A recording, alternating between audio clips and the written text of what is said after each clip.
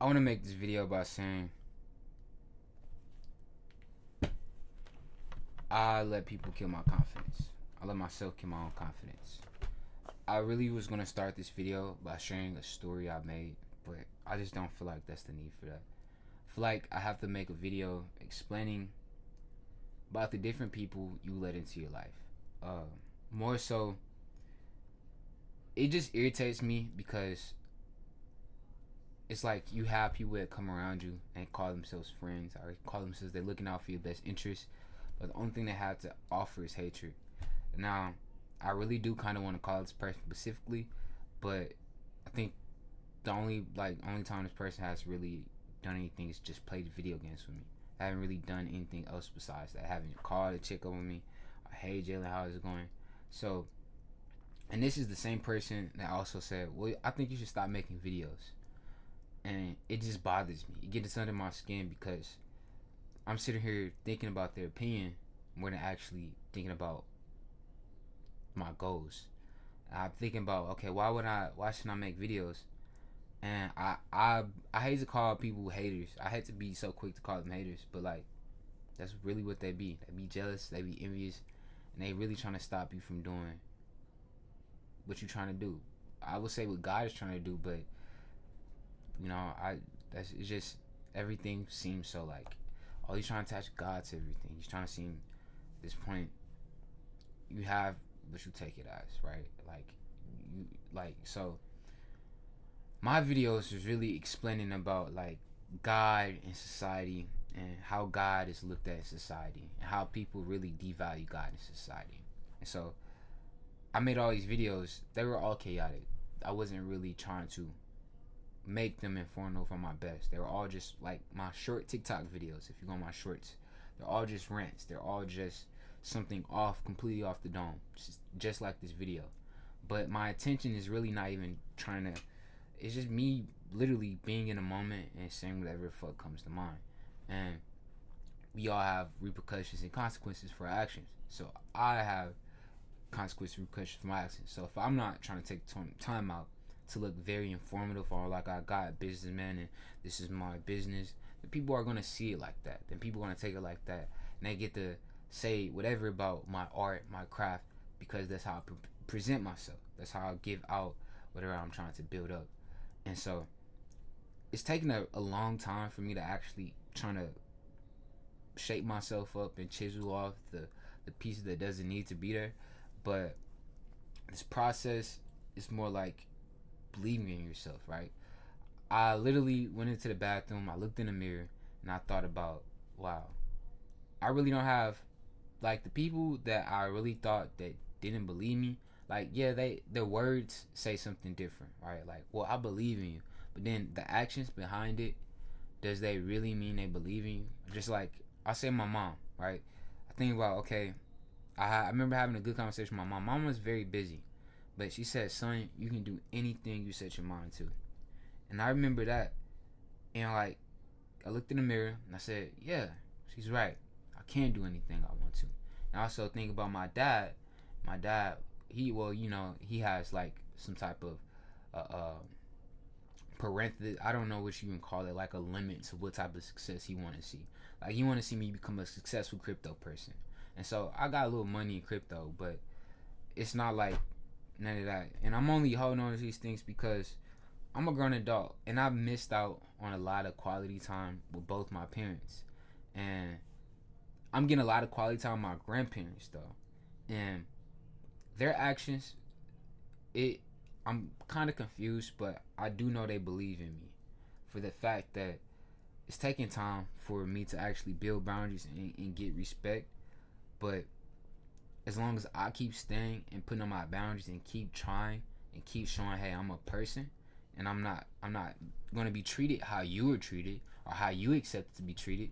I'm going to be treated how I feel like, what God is calling me to be treated as. And it's not something that's like, I'm about to bully you, or I'm over you or nothing, or I'm better than you or anything like that. It's like, nah, it's just when you want your boundaries respected. And this is like teaching myself and possibly other people how to set up boundaries, because really you are taught boundaries at childhood. Like setting up a boundary, like even me thinking about my friend and what he said about me not making videos, if I constantly think about that and constantly drill that into my head, I'm not gonna make any more videos. Like I'm not gonna be consistent. I'm not gonna think that I should make videos. None of that. But I always get like what I give out, right? I always give out this chaos, or I always give out this because I coming back from smoking a lot of weed and drinking, and I'm going back from a whole bunch of stuff. So my thoughts were really kind of incomprehensible. You know what I'm saying? Like I had good points, but my points you really couldn't connect them.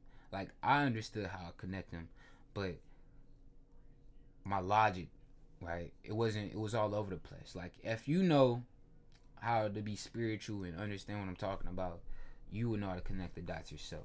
But unfortunately, you get some non-neurodivergent people that need the story to follow specific order for them to actually understand where you're coming from. And so I think they're just better outright to even be more informed and to be more, what I say, accurate in a way you describe things and accurate in a way you present yourself. And so this video is really just a beginning of me sharing a story because these insecurities I'm sharing, right? It's about boundaries. It's about respect. It's really about God, right? But I many people use God as a blanket word because God is many different things besides God is all things, really. I should say that God is all things. So I really want to go into depth of like, because my story is called Man to God, right? And it's basically my main character. His name is Miria, and he's basically my age, basically making myself, and he is recruited into a whole different entire shadow world, a whole different entire uh, reality that he never knew of. Well, he always thought of, felt, but you have to be initiated into these things before you actually become aware of what it really is. And my character, he is really I made him like the savior, right? Only for the fact that you are your savior of your own story. You can only save yourself. If you don't choose to be saved, then what are you doing? You have to choose to save yourself. If you don't choose to save yourself, right? Because it's a choice. You either choose to, oh, I'm a hold on to God throughout these moments, or I'm gonna choose to be fleshly, carnal minded, and be like, well, life is what it is. You get what it is, and you know what I'm saying. So saving yourself is more like it's a bigger spiritual aspect beyond the physical realm, because if you really think deeper past just like this body and like literally go inside your head and you ask all these deep questions that many people have been pondering about, many philosophers talk about, many ancient, yogis all over the world talk about, you will find out that is a world before this physical realm, right? It's a world before this physical. It's something unseen, right? And you have to tap in the inside. But many people think that is bullshit, and so it's kind of hard to communicate to these people, right? You have to always do something extravagant or make a miracle happen, but their unbelief is really what rots the world away, right? Their unbelief is what really causes no miracles to happen at all, because it's through I would say it's through all people. Like all people have to want this to happen for it to really happen. And it's like the same thing with our sin. Like our sin will make us more destructive, more chaotic, because people want the world to burn, because that's the price of sin. It's death. And once we sin, you want death, right? We're like, well, that's not good because we're not doing good. And so this story, right? It's kind of hard to really say this story is related, but this story is really to show people the difference of good critical thinking, of poem, of taking time to emotionally be aware of yourself, because how you get your power in Oblex, right? This is why I call it the world of man to God. It's called Oblex. How you get your power is really by you tapping into yourself, you tapping into your mind, you tapping into your soul, and you have to understand the type of essence you are given, right? And now essence is like the magic of Oblex, the magic of man to God. And so you have Lobo, which is the positive side, and you have Pico, which is the negative side. And this is all to depict the positive and negative energies of life, right? So you can't have positive without negative. They both define each other. And I was watching a video, I gotta mention this, in TikTok, where it's saying that light can be light without darkness.